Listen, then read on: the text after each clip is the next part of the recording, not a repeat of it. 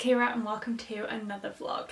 It's currently Friday afternoon and that means the weekend has officially started, which I'm very happy about, but there are no prizes for guessing what is on the top of my agenda for this weekend because quite honestly I feel like a bit of a broken record at this point. Top of my agenda, my first priority for the weekend is getting back on track with reading because honestly it's been a difficult time. Me and books have just not had a very easy relationship these last few weeks. It has been a rocky time for us and our long-term relationship, but I'm trying to power through and get through to the other side so we can get back to having a nice time together. Me and books, you know, we used to get on well, but it's been difficult lately. I think it's just the fact that I've been really busy at work, really busy with going to the gym and trying to, you know, eat and sleep and all of those kinds of things. And then when I do have some downtime, all I want to do is just watch Grey's Anatomy and Love Island and do something that doesn't really require much mental focus. But I miss reading and I just feel like I need to be a bit more disciplined with it. So that's what we're going to be trying to do this weekend. A couple of books that I'm going to be trying to read. One is kind of like a I have to read this book and the other one is like a I get to read this book. So let's start with the task book, and that is finishing off The Goldfinch by Donna Tartt.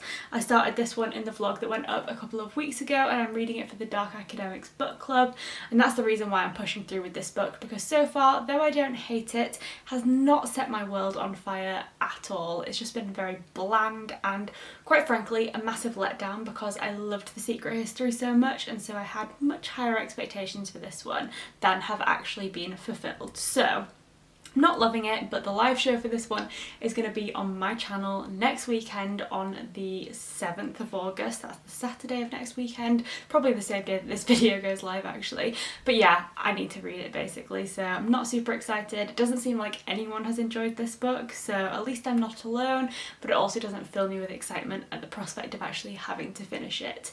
So that's not really filling me with optimism about reigniting my love of reading. So alongside this book, I've decided it would also be really fun to return to an old favourite because I feel like old favourites are such a great way to just like reconnect with why you love books. So I'm going to be picking up Eleanor Oliphant is Completely Fine. I always mention this book as one of my favourite books ever, but I've actually only ever read it once.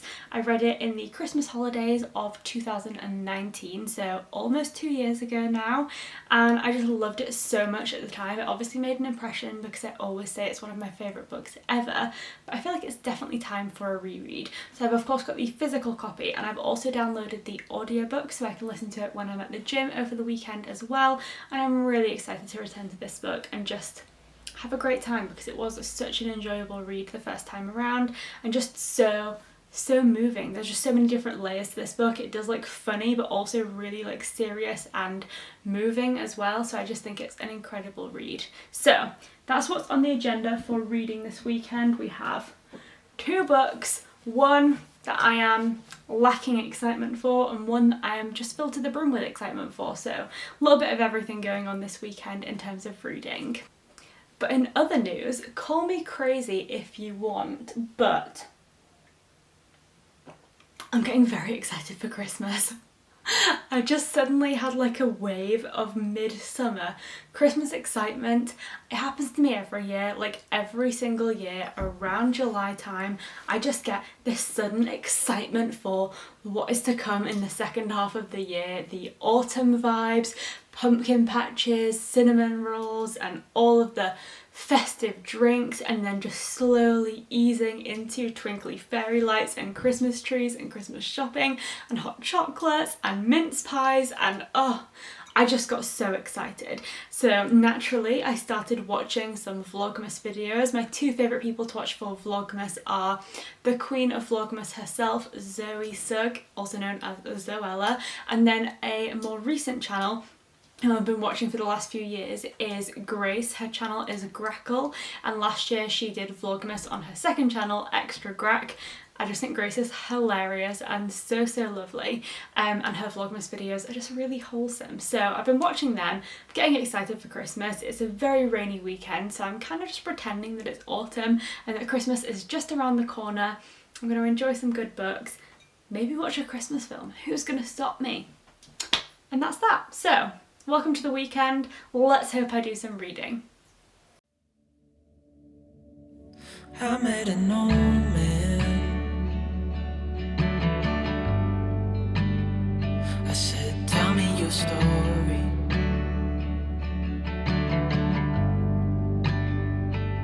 He took out an old pen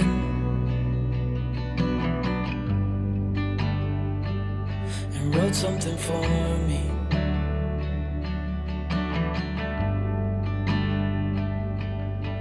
Then he kept walking on down the road, and I watched him disappear like smoke. And I thought I'd just seen a ghost. Then I looked down at what he wrote. It said, son, when you grow up you'll be fine. I know you've got questions on your mind. Life is gonna happen one way or the other, whether you like it or not. Stop looking for the answers and you'll find. I'm calling it now. This book is a bad omen and it has jinxed my weekend. I just feel bad vibes coming from this particular text. I started today feeling so energetic, and quite frankly I think this book is to blame for everything that has gone wrong with my afternoon, because Jay and I walked into town after I last spoke to you and I ended up going into Holland and Barrett to get some food for my dinner, and I picked up a new type of protein pasta which is made out of mung beans, and I was like, I'm gonna make some dinner with this. Turns out it's the worst decision I've ever made in my whole entire life. Jay warned me, he was like, are you sure you want to make dinner with that? And I was like, yeah, look how much protein it's got, great idea.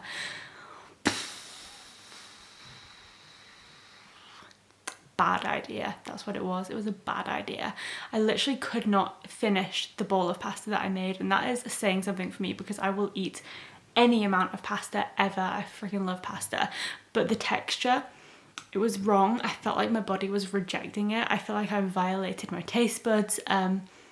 Horrific. And now I genuinely feel a little bit shaken up. Like I feel so unwell. So I'm blaming this book because that seems like the logical thing to do. So I've made my way to bed. I've got my pajamas on, and to try and cheer myself up, I'm going to do a little bit of reading of Eleanor Oliphant, because this book, we know she's not going to let me down. So that's what I'm going to do. What you've got.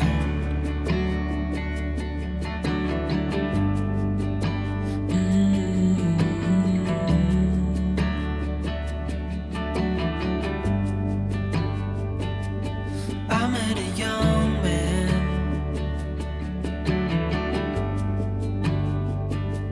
searching for glory.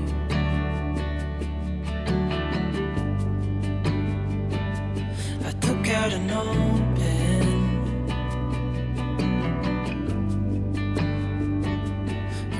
my story.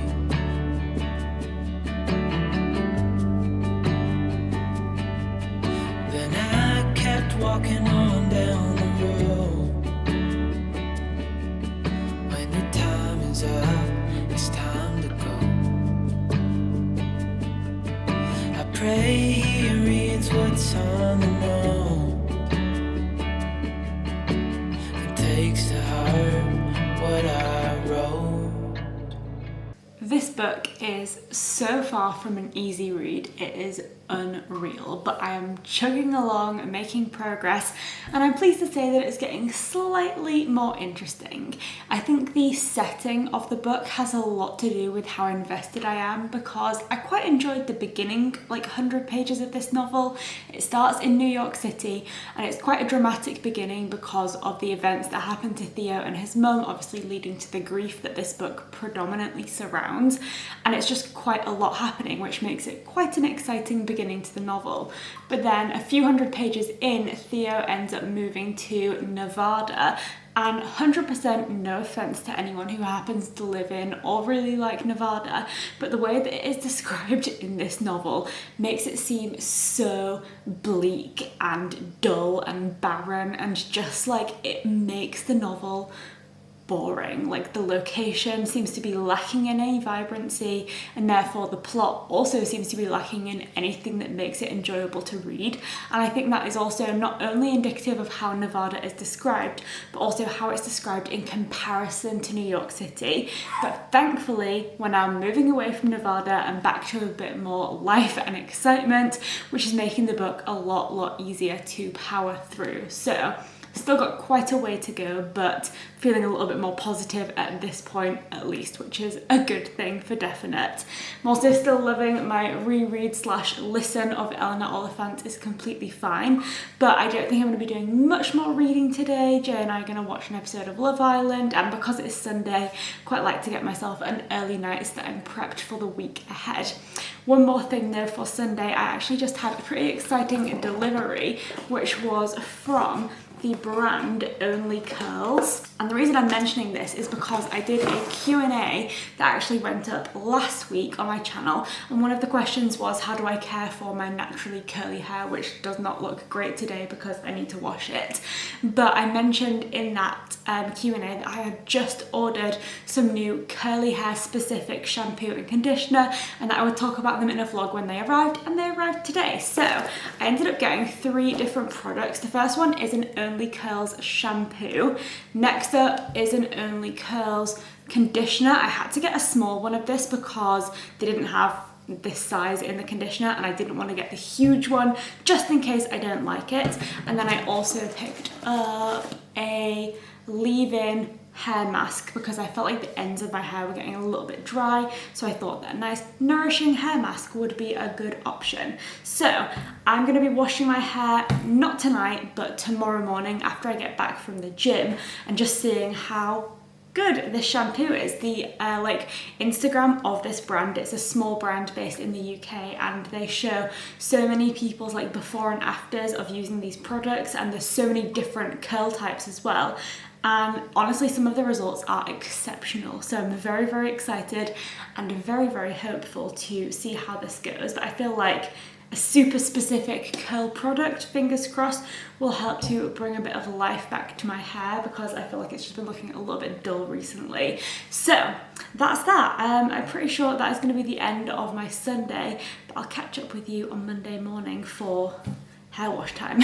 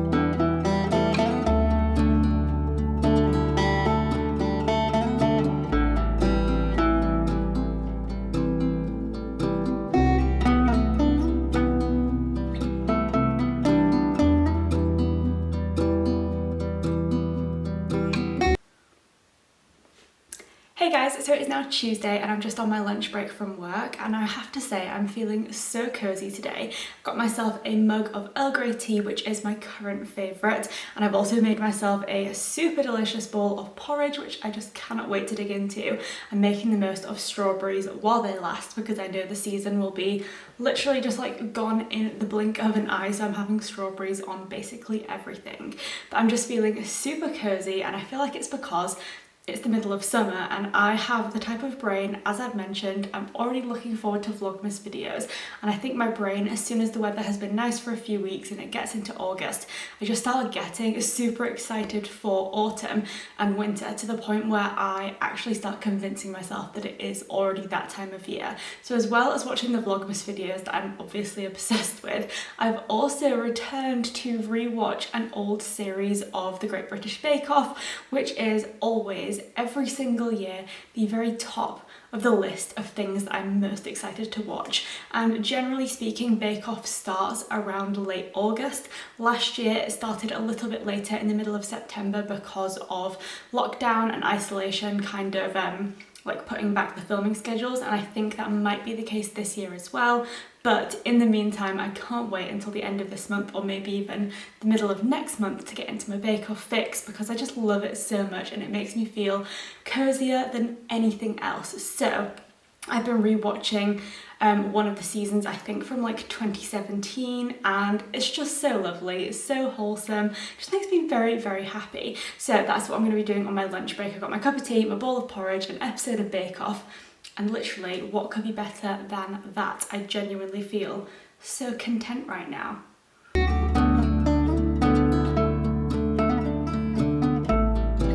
So it's now Thursday, I have the day off of work today, and I've got a very exciting day planned because my friend Jess, who some of you might know from her booktube channel, which is Read by Jess, I will link her down below, she is actually coming up to York for the day, so we're going to be going out, there's going to be lots of great food, and I'm sure there's going to be some book shopping as well. So jam-packed day, absolutely cannot wait. But first things first, miniature reading update. First of all, to say I haven't read any more of the Goldfinch. This is getting ridiculous now, and it's going to be a crunch time when it comes to Friday night and Saturday morning before the live show, but that is the hole I have dug, so I'm just going to have to deal with that when it comes to it. But I am very, very nearly finished listening to Eleanor Oliphant, which I'm just loving. It's such a great book. The book is actually split into two large sections, Good Days and Bad Days, and we've just moved into the Bad Days section. And of course things start to get a lot darker, and this facade that we have of Eleanor being completely fine starts to be shattered.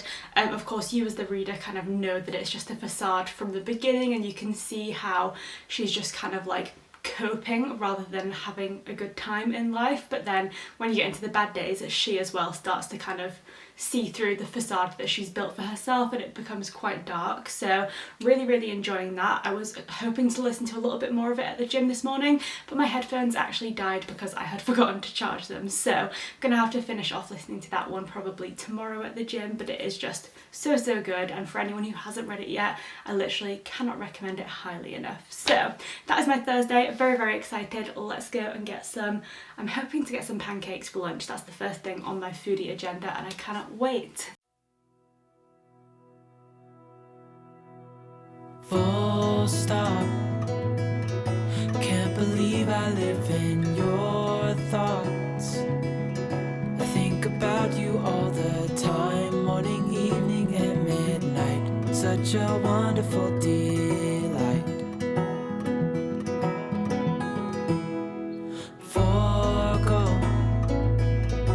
give up everything that I own. Well, contrary to my appearance, I have not just gotten out of the shower fully clothed. I actually just walked home from dinner with Jess and Em and Sarah in the middle of a rainstorm. It was such nice weather this morning, and then as soon as we got to Spark, which is an outdoor eating market, it started raining, and then it briefly looked like it was going to clear up for the walk home, and then the heavens opened again. Didn't have a coat, didn't have a hood, so this is what we are left with. But aside from the rain, it has been such a nice day. It was so, so lovely to see Jess and actually meet her in person. That was amazing. We had some amazing pancakes, the best dinner at Spark as always, and it was just all around an incredible day. So that has been a big win.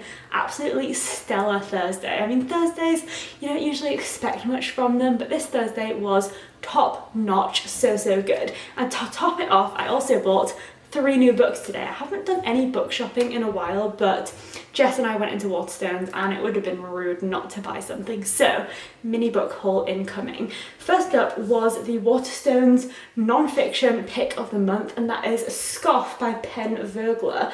This was actually recommended to me by Sarah. She hasn't read it yet, but she also picked it up this week, and it is a history of food and class in Britain. It's a non-fiction all about food and kind of the ways that it fits into our lives as well as some recipes. Then the recipe part I think will be less applicable to me because I'm sure it won't all be vegan, but the sort of discussion around food and how it fits into our life and how it's different depending on your upbringing and your background, I find really, really interesting. And the description of this novel sounded to me a lot like Eat Up by Ruby Tando, which talks about how food is so connected to our relationship with everything else in our lives, and how we're feeling elsewhere will ultimately affect how we feel about food and vice versa. So I really like that book, and this sounded a lot like that, so I'm very, very excited to get into this one at some point. Next up, I picked up 2 other books that happened to be on buy one get one half price, which meant that I had to buy 2. The first one was the one that made me want to buy 2 books because I saw this one and thought, if I'm gonna get this, I might as well get another one, and that was The Castaways by Lucy Clark. Now, upon picking this one up, immediately I wanted to start singing, "Castaways, we are castaways." But you know, aside from that, it sounded really interesting. I'll read you the blurb because I just thought it sounded really intriguing. You wake on a beautiful remote island, sparkling blue seas, that makes more sense, golden sunsets, barely a footprint in the sand, yet this is no ordinary escape. Next to the wreck of a plane, a stranger paces, another sharpens a knife, scoring a list of the dead onto a palm tree. Others watch from the shadows of a campfire, all with untold stories and closely guarded secrets. This is no ordinary holiday, this is no ordinary island, this is no ordinary beach read. And it sounded like the kind of thriller that would fall into the category of Lucy Foley's novels, The Guest List and The Hunting Party, which I absolutely love, and it just all around sounded quite interesting. And then keeping in the line of kind of like mysteries and thrillers, I also picked up a slightly more light-hearted and small town setting murder mystery of The Thursday Murder Club by Richard Osman. Richard Osman is so funny. He has 2 TV shows in the UK. One is Pointless, a game show which he hosts with another guy, and I love Pointless. Then the other one is Richard Osman's House of Games. He also hosts the Child Genius TV show, and he just seems like an all-around fun guy. And so I have been wanting to read his fiction novel for quite a while, and I just never got around to it, and now of course it's in paperback, and it just sounds like a really, really fun read. And of course I very recently got into Agatha Christie, which is again small town classic murder mystery, and I loved Agatha Christie's novels that I've read so far, and it has inspired me to read more of those types of novels, so this is on the list as well. So all around, I've had an excellent Thursday and have gotten 3 new books that hopefully I will enjoy. So I'm feeling very positive, and hopefully I can take that positivity into finishing The Goldfinch at some point. Yeah, I'd give it all up now just to be with you somehow. Unexpected love was found. You're the rose in a garden, and it shows if I'm honest. You're the leaves in mid-August, and I've come out here to say that I love you. Ooh, ooh, you, ooh, ooh.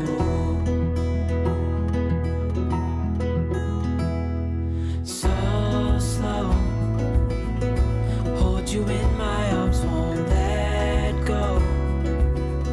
The world around could pass us by, a thunderstorm, a lightning strike, as we hold each other.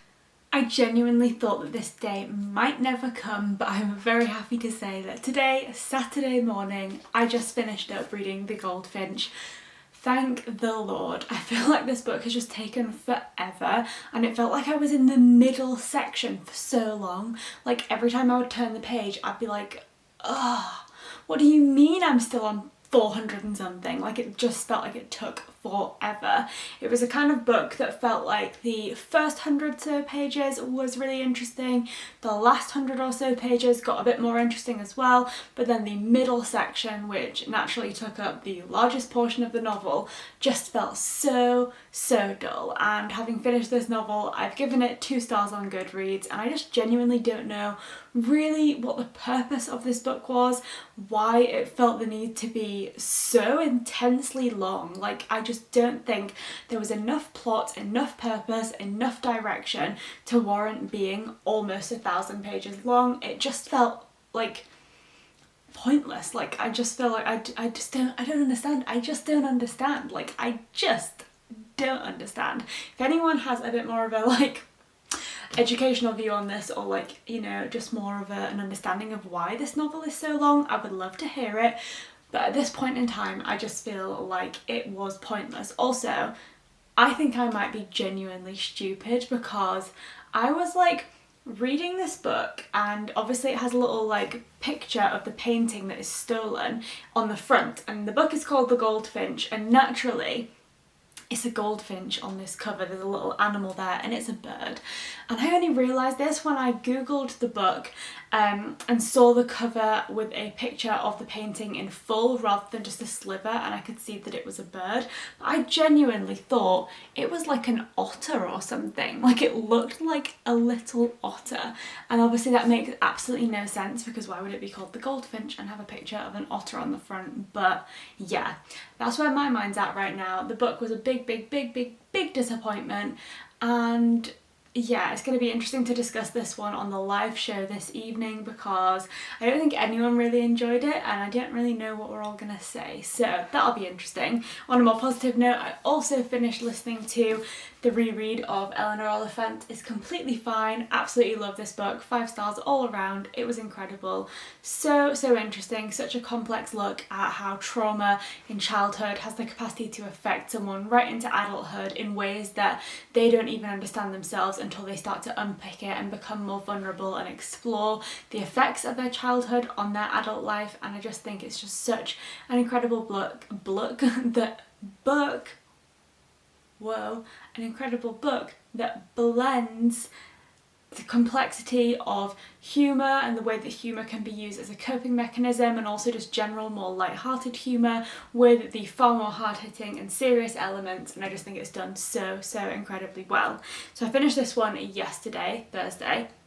What on earth is going on in my head today? Yesterday was Friday, but I finished listening to this book on Friday. So this morning at the gym I actually started listening to another audiobook, which was Christmas Wishes at the Chocolate Shop by Jessica Redland, and it is exactly the type of book that it sounds like. Very cheesy, very like predictable, classic small town romance vibes, and I am loving it. It is so cozy, so cute, and I'm already like halfway through it, and I only started listening to it at the gym this morning, so it's flying by and is bringing me a lot of joy, which I feel like I needed after the struggle, the battle, the mountain that this book has been. So that's that. But like I said, it's Saturday, so it's now been a full week since I started this vlog, so with finishing these 2 books, I think I'm going to bring this reading vlog to an end. I hope if you read The Goldfinch you had much more of a fun time than I did, and if you didn't, I apologise if you read it because of me choosing it for the book club. But either way, thank you so much for watching, and I'll see you next time.